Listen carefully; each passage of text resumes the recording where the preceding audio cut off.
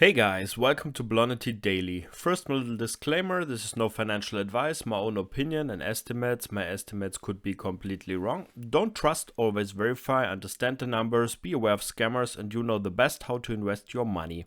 Please be aware that I'm invested in Hive Blockchain, Argo Blockchain, Bitfarms, Hashrate, KR1, DMG Blockchain, and DigiHost. Okay, let's jump right into it. Bitcoin is at 55,000 US dollars, so 2% in green today, but all the stocks, all the crypto stocks are very red today. To be honest, I don't know exactly why, because on Nasdaq it's not that bad today. Let's have a little look here. So Nasdaq is minus 0.5%. Yeah, but we can see there was a real sell-off here. Let's go here to Hashrate, for example. There was something like a capitulation. Then we had Bitfarms here drop, but now Bitfarms is recovering. Hive minus 8, Hashrate minus 6, Bitfarms minus 2, KF, Argo Blockchain minus 5, Mara minus 5, Riot minus 10%, DigiHost minus 7. So overall very red. Galaxy Digital is minus 20% today, so that is huge, from 30 Canadian dollars, I think, to 20 today. This is within the last 2 days, this is a huge drop here. So overall we can see a bloodbath. You can call it bloodbath. I really don't know exactly why. I don't care too much because I'm not interested in these day-to-day price action. On these days it really shows who really understands his investments, who really believes in his investment. And I think all the others, they sell down here at the bottom, and they move on. But I cannot change these rules. This is how the stock market works. It's a tool to transfer the money from the impatient to the patient people. And yeah, that's how it works, I guess. But let's move on. We have some news from Hashrate. Hashrate to join Foundry USA Pool adds 14,000 machines with 5,000 more to follow. So there's no purchase or something of new machines, as I understand it. But Hashrate, they were at Slush Pool before, so they're using these mining pools, and now they're going with 0.8 exahash. So with like 70% of their hash power, they're going to Foundry, to this new US pool, because the most mining pools are in China, and now in the US they're forming these new pools there. There's, for example, the pool association there from DMG Blockchain, then there's the Foundry pool, and so on. And the cool stuff here is, first of all, they will increase in August to 1.2 exahash. And yeah, what's very cool is that these pool there, they have these miner treasury management services. So I expected something like this. I expected this more from Galaxy Digital. I think they will come up with something similar soon. And yeah, that's an additional set of services that derive from the pool's seamless integration with DCG subsidiary Genesis. Among those services is an option to generate yield in Bitcoin on the mined BTC, which allows clients to maximize the overall BTC yield of their operations. Other Genesis-powered products include high security custody, BTC collateralized lending, derivative products, and seamless liquidation. So I think when Hashrate is mining the Bitcoins, like 6 or 7 Bitcoins a day, they will get a yield on these Bitcoins there. I hope they will do this. And yeah, that's very good. We know that Hashrate already has like more than 1,000 Bitcoins in this yield program here with Genesis, and I think they will add these new Bitcoins there to generate yield. So that's really the advantage. If you have some hodled Bitcoin, you can let these Bitcoins work for you. First of all, they have this huge price increase, the revaluation, and you get a yield on top. So that really makes a difference, and that's why it's one reason why it's important to hodl. So a few days ago, the founder or CEO of this pool here, Foundry, he tweeted that we're now in the top 10. So at that day, Foundry USA had 6.4 exahash, and it was number 8 of all the mining pools in the world. So we could see here the network was at 156 exahash. We can see F2 pool with like 30 exahash. Our friends from F2 pool, this is the biggest one in China. We have Poolin 70% and Pool all China. Binance Pool is becoming big here, 14 exahash. Where's Binance Pool? I think Bitfarms is mining with Binance Pool, as I'm read. And yeah, then we have here Slush Pool, which is the former pool where Hashrate mined, or maybe they're still mining with some hash rate there. But then we have Foundry USA with 4%. So I think this is only growing, this pool, because yeah, the Chinese pools are very big, and so we need some competition now from the US. I really like this one. Yeah, and this company Foundry, they're working close together with Hut8. So the last 2 news here on this website is, first of all, in January, Hut8 completed an 11.8 financing for new Bitcoin mining machines. So that was in January, these 475 petahash additional. They did it with Foundry, and now this cooperation here with the mining pool. So it seems like they are strong partners, and I expect more partnership here in the future. Maybe with some upcoming leases for new machines or so, we will see. Very interesting partnership here. Okay, so let's move on. Let's check a little bit the data. So yeah, I have a CryptoQuant account. I have a little Glassnode account. And yeah, there you can see all these on-chain data. And I want to show you a few charts here if you're frustrated right now because of price or so. So this here is the Bitcoin price. We can see this here. This was the February top here. This was the March top here. And yeah, you can see on Coinbase Pro here the outflow, and you can see within these corrections you have this huge outflow wicks here, always like 12,000 bitcoins. And I think today, or was it yesterday, there was another big wick here, 14,600 bitcoins outflow of Coinbase Pro. And yeah, always when we have these dumps, so there are whales, they are buying there, and they take these bitcoins from the exchange, and I think they put it into the cold deep storage, and yeah, they will not see the light for a long time, maybe, these bitcoins. So you can see the whales are very active. It's only a short period of a price drop here. Zack, the whales are here and they are buying, so I'm not concerned at all. We're still at 55,000, and we can see on the exchanges the reserves are dropping significantly. Since 1 year we were at 2.9 million, the reserve. So this is the reserve of all the exchange, so the balance of all these crypto exchanges. And we are now at 2.3 million. So the supply shock is really crazy. You can see it. The reserves go down, the price goes up, and it still continues. So there's less and less bitcoins for trading.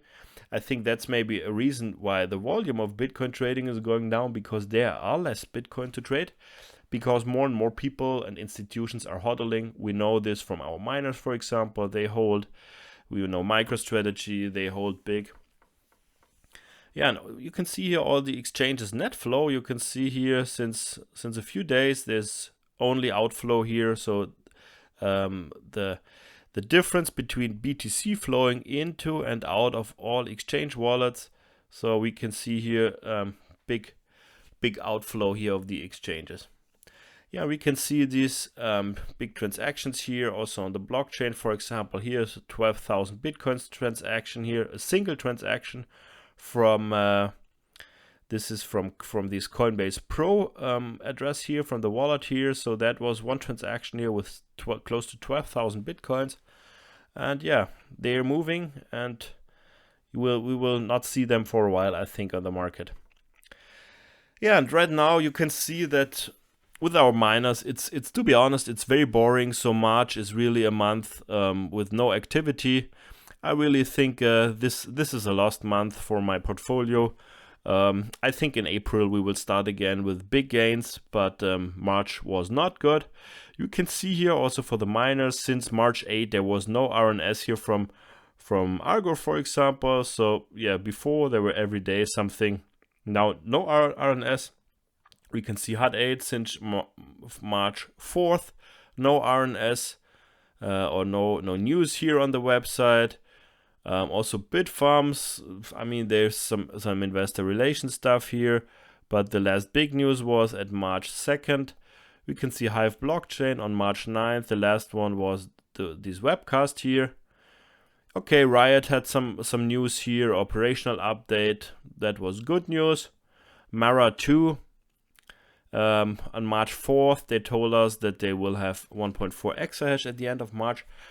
But overall, it was a very quiet, boring month. Yeah, for me, that means that the future is that they will really, or that these miners, they are waiting for some price action, maybe for April or so, to start with the big news, maybe with these upcoming financials, so that they start a news flow.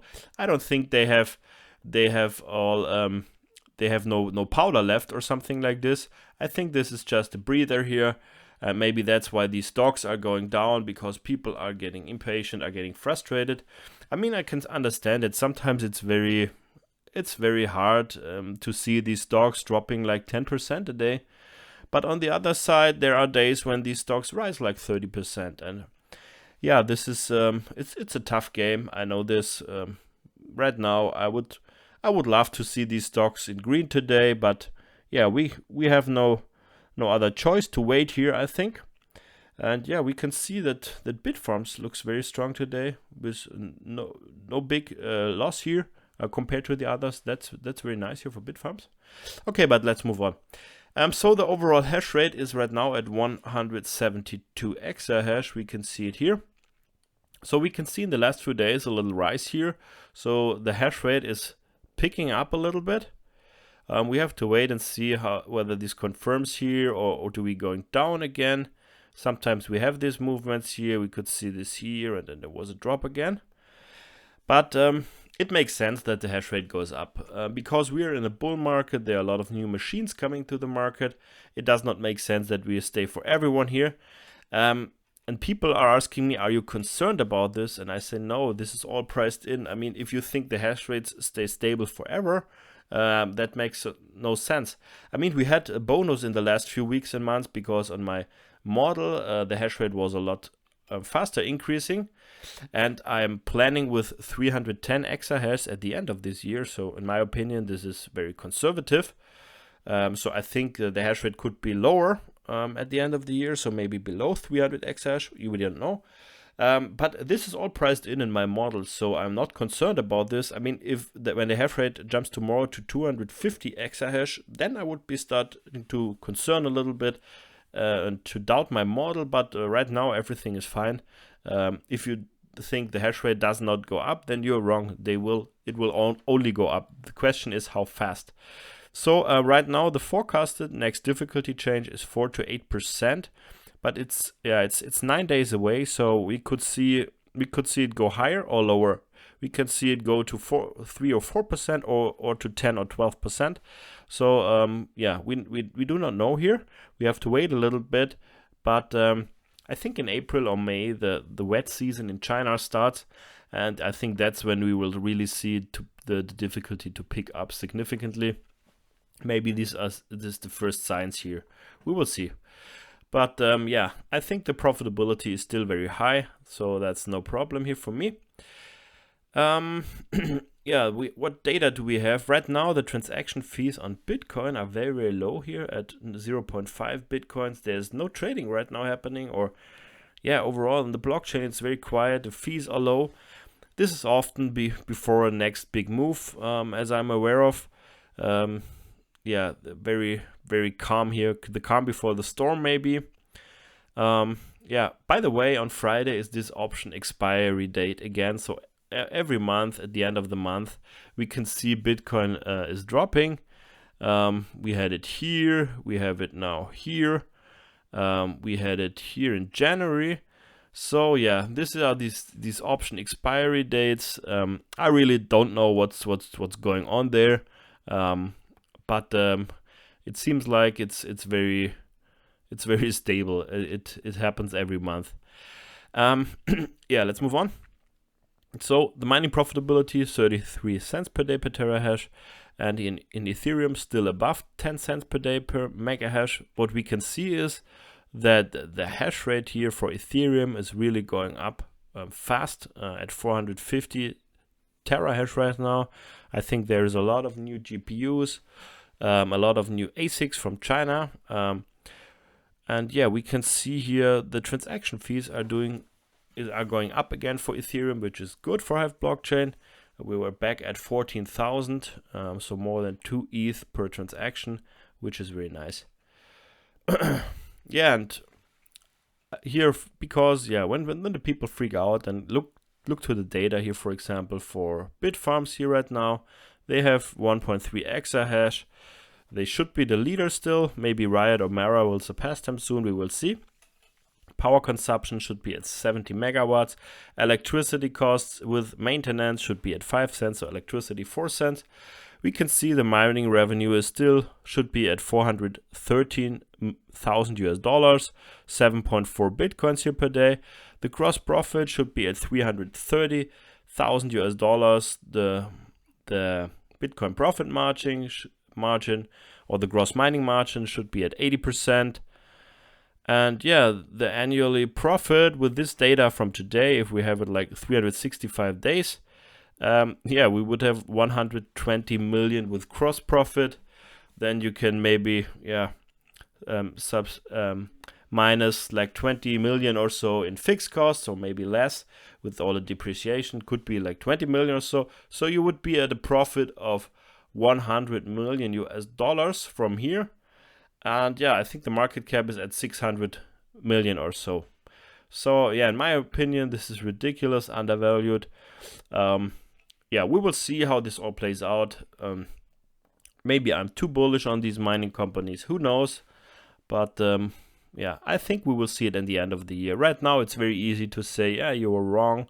The prices are going down, because when it's going down, it's very easy to complain. Yeah, I would love to hear these people to complain when the prices of these miners are going up like 200% or so. Then everybody is happy again, everybody is selling, is celebrating again. Yeah, and then it goes down again and everyone is crying again. We should do the opposite. When it's going up like crazy, when we have these huge moves here, for example, here when we go vertical, that's when we should get critical and sell maybe a little bit. Not down here. This is the buying zone here. And this is the selling zone here a little bit. I would not sell all, I would trade a little bit maybe. But yeah, I think that makes more sense. This is the buying zone, this is the selling zone. Yeah, and we can see right now Bitfarms is 2% in green right now, 3%. That looks good. Maybe there's some news. I have to check this later. Okay, guys. Yeah, do we have something else here? Oh yeah, on documenting Ethereum, you can see if you have less than 1 ETH, you're a minnow. 1 to 5 ETH, you're a guppy. 5 to 10 ETH, you're a flounder. 10 to 20 ETH, you're a mackerel. 20 to 50 ETH, you're a barracuda. 50 to 200 ETH, a dolphin. 200 to 1000 ETH, you're a shark. 1000 to 10,000 ETH, a giant squid. Wow. And over 10,000 ETH, you're a whale. So I think Hive is really an ETH whale. They should have a lot more than 10,000 ETH right now. That's really nice. Yeah. Okay, guys. So I think, wow, what's going on with Bitfarms? 7%. It was right 7% a few seconds ago. So that's a huge move. Yeah, we will see. Big volume here. Maybe someone knows more than us. We will see. Okay, guys, so that's it for today. Thank you very much and see you in the next one. Auf Wiedersehen.